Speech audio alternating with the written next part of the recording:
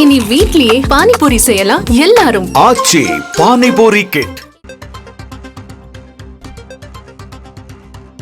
Operation Sindoor தொடர்பாக காங்கிரஸ் அடுத்தடுத்து கேள்விகளை எழுப்பியிருக்கிறது. பாகிஸ்தானுக்கு எதிராக சிந்தூர் ஆபரேஷன் தொடர்பாக முன்னரே தகவல் தெரிவிக்கப்பட்டது என்பது தொடர்பான கேள்வியை ராகுல் காந்தி முன்வைத்திருந்தார். சிந்தூர் ஆபரேஷன் குறித்து முன்னரே பாகிஸ்தானுக்கு மத்திய அரசு தகவல் வழங்கியது ஏன் என்று ராகுல் காந்தி கேள்வி எழுப்பியிருக்கிறார். பாகிஸ்தானுக்கு எதிரான சிந்தூர் ஆபரேஷன் தொடர்பாக மத்திய அரசிடம் கேள்வி எழுப்பப்படும் என்று காங்கிரஸ் தெரிவித்திருந்தது. இந்த நிலையில் ஆபரேஷன் சிந்தூர் தொடர்பாக முன்கூட்டியே ஏன் தகவல் தெரிவிக்கப்பட்டது என்று ராகுல் காந்தி கேள்வி எழுப்பியிருக்கிறார். தற்போதைய அண்மை செய்தியை பார்க்கிறோம். ஆபரேஷன் சிந்தூர் தொடர்பாக அடுத்தடுத்து காங்கிரஸ் கேள்விகளை முன்வைத்து வருகிறது. இது தொடர்பான கூடுதல் விவரங்களை செய்தியாளர் கணபதியிடம் கேட்டு பெறலாம். கணபதி, ராகுல் காந்தி ஒரு முக்கியமான கேள்வியை முன் வச்சிருக்கிறாரு. என்ன நடந்தது? எதன் அடிப்படையில் ராகுல் காந்தி இந்த குற்றச்சாட்டை முன்வைக்கிறார்? ஆபரேஷன் சிந்தூர் நடவடிக்கை தொடங்குவதற்கு முன்பாகவே வெளியுறவுத்துறை அமைச்சர் ஜெய்சங்கர் பாகிஸ்தான் தீவிரவாத முகாம்கள் தாக்கப்படும் என்கிற தகவலை வெளியிட்டுள்ளார் என ராகுல் காந்தி குற்றம் சாட்டி ஏன் அப்படி நடைபெற்றது என கேள்வியை எழுப்பியுள்ளார். பாகிஸ்தானுக்கு தகவல் தர வேண்டிய அவசியம் என்ன?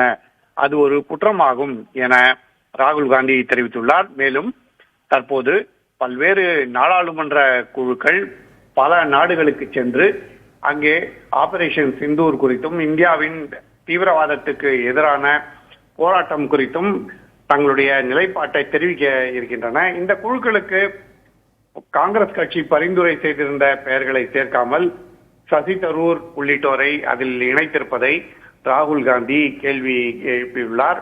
பல்வேறு வகையான குற்றச்சாட்டுகளை முன்வைத்து காங்கிரஸ் கட்சியைச் சேர்ந்த தலைவர்களும் இது தொடர்பான கேள்விகளை எழுப்பி வருகிறார்கள். ஆகவே ஆபரேஷன் சிந்தூர் நடவடிக்கையில் ஆரம்பத்திலே காங்கிரஸ் கட்சி தனது முழு ஆதரவை அரசுக்கு தெரிவித்திருந்த நிலையிலே தற்போது குறிப்பிட்ட விவகாரங்களில் பல்வேறு கேள்விகளை எழுப்பி வருகிறது. நிச்சயமாக கணபதி, நம்ம தொடர்ந்து பேசலாம். நம்மிடையே ராஜகோபாலன் பத்திரிகையாளர் ராஜகோபாலன் அவர்கள் நம்மிடையே இணைந்திருக்கிறார். அவரிடம் பேசலாம். வணக்கம் ராஜகோபாலன் சார். ஆபரேஷன் சிந்தூர் தொடர்பாக நிறைய கேள்விகளை காங்கிரஸ் தொடர்ந்து முன் வச்சுக்கிட்டே வராங்க. அதுலயும் ராகுல் காந்தி இப்போது எழுப்பி இருக்கிற கேள்வி மிக முக்கியமானதாக பார்க்கப்படுகிறது. நீங்களும் அவரோட ட்விட்டர் பதிவை பார்த்திருப்பீங்க அப்படின்னு நினைக்கிறேன். எக்ஸ் வலைதளத்தில் அவர் பதிவிட்டிருந்தாரு. அதை ராகுல் காந்தியோட இந்த ஸ்டேட்மெண்ட்டை எப்படி பாக்குறீங்க? இது போன்ற போர் தொடங்குறதுக்கு முன்னாடி, ஒரு தாக்குதலை தொடங்குறதுக்கு முன்னாடி தகவல் கொடுக்கிறது அப்படிங்கிறது வழக்கமான நடைமுறை தானா, அல்லது தொடங்கினதுக்கு அப்புறம் தகவல் கொடுக்கிறது அப்படிங்கிறது வழக்கமான நடைமுறை தானா? ராகுல் காந்தி சொல்வது போல இதுல மிகப்பெரிய தவறு இருக்கிறதா உங்களோட பார்வை? ராகுல் காந்தி சொல்வது தவறு. ராகுல் காந்தி சொல்லக்கூடிய விஷயத்தில் அவருக்கு புரிதல் இல்லை என்று தான் நேற்றே அயலுறவுத்துறை அமைச்சகம் தெரிவித்து விட்டது. என்னை பொறுத்த மட்டில் வரக்கூடிய நாட்களில் ராகுல் காந்தி விஷயத்தை படித்து புரிந்து கொண்டு பேசினால் நன்றாக இருக்கும். இல்லை என்றால் அவர் கேலி கூத்தாகிவிடுவார். அவர் ஒரு என்டர்டெய்னராகத்தான் இருப்பார் என்று கருதுகிறார்கள். காரணம், இந்த விஷயத்தை external affairs ministry official spokes person ஓப்பனா போட்டிருக்காரு. இந்த விஷயத்தை கட் அண்ட் பேஸ்ட் பண்ணி போட்டிருக்காங்க. பிரஸ் இன்ஃபர்மேஷன் பீரோ அது விளக்கம் கொடுத்திருக்காங்க. அதையெல்லாம் பார்க்காமல் ராகுல் காந்தி சசி தரூரை சேர்த்ததனுடைய காழ்ப்புணர்ச்சியில் காங்கிரஸ் வேண்டுமென்று நரேந்திர மோடி மீது பழி சொல்வதாகத்தான் எக்ஸ்டர்னல் அஃபேர்ஸ் மினிஸ்ட்ரியினுடைய ஸ்போக்ஸ் பர்சன் விளக்கம் அளித்திருக்கிறார். எது இருப்பினும் ராகுல் காந்தி மீண்டும் ரஃபேல் விமானத்தை கொண்டு வருவதற்காக எத்தனை விமானங்கள் என்றெல்லாம் கேட்கிறார்கள். இதுதான் ஒரு மாபெரும் திருப்பமாக இருக்கிறது. நிச்சயமா இந்த விஷயத்துல நீங்க சசி தரூர் விஷயத்தை குறிப்பிடும் போது காங்கிரஸோட கேள்வி நியாயமான ஒரு கேள்வியா தானே இருக்கு. ஏன்னா காங்கிரஸ் 4 பேர் கொண்ட பட்டியலை பரிந்துரைக்கிறாங்க. அதுல இல்லாத சசி தரூரை இதுல ஆட் பண்ணுவதற்கான காரணம் என்ன? காரணம் என்ன என்று கேட்டால், Shashi Tharoor standing committee of parliament, Lok Sabha, external affairs மினிஸ்ட்ரியுடைய தலைவர், அரசாங்கத்தால் நியமிக்கப்பட்டவர், ஸ்பீக்கர் லோக்சபாவால் நியமிக்கப்பட்டவர். அவர்தான் நேச்சுரல் சாய்ஸ்.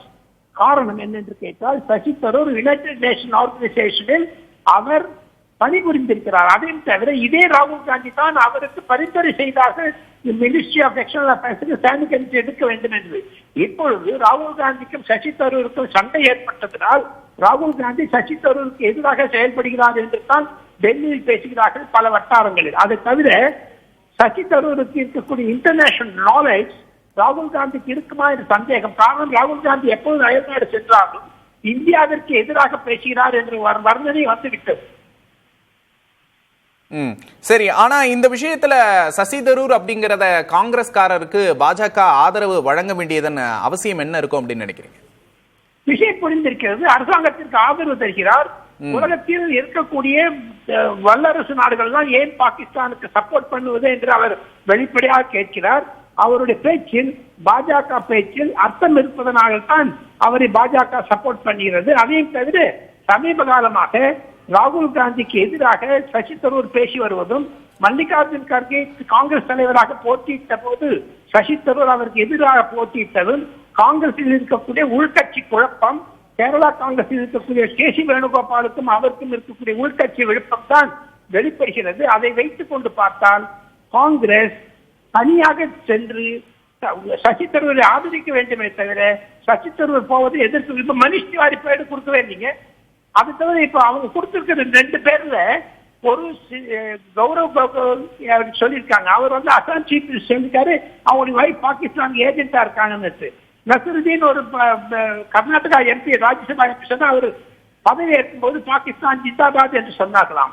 அதனால்தான் கவர்மெண்ட் அவங்க 2 பேரும் ரிஜெக்ட் பண்ணிட்டு எக்ஸ்பிளனேஷன் கொடுத்திருக்காங்க கவர்மெண்ட் கேண்டிடேட். இணைப்புல கருத்துக்களை பகிர்ந்தமைக்காக நன்றி திரு ராஜகோபாலன். ஆபரேஷன் சிந்தூர் தொடர்பாக மத்திய அரசுக்கு ராகுல் காந்தி பல்வேறு கேள்விகளை எழுப்பி இருக்கிறார். அந்த கேள்விகளில் முக்கியமானதாக ஆபரேஷன் சிந்தூர் தொடர்பாக முன்கூட்டியே பாகிஸ்தானுக்கு தகவல் தெரிவிக்கப்பட்டதாக வெளியுறவுத்துறை அமைச்சர் ஜெய்சங்கர் கூறியிருந்தார் என்று ராகுல் காந்தி ஒரு குற்றச்சாட்டை முன்வைத்திருக்கிறார். இதனால் இந்திய விமானப்படைக்கு எவ்வளவு இழப்புகள் ஏற்பட்டிருக்கின்றன, இதை யார் அனுமதித்தது என்பது போன்ற கேள்வியை ராகுல் காந்தி முன்வைத்திருக்கிறார். அது தொடர்பான அண்மை செய்தியை பார்த்துக் கொண்டிருக்கிறோம். இனி வீட்லயே பானிபூரி செய்யலாம் எல்லாரும். ஆச்சி பானிபூரி கிட்.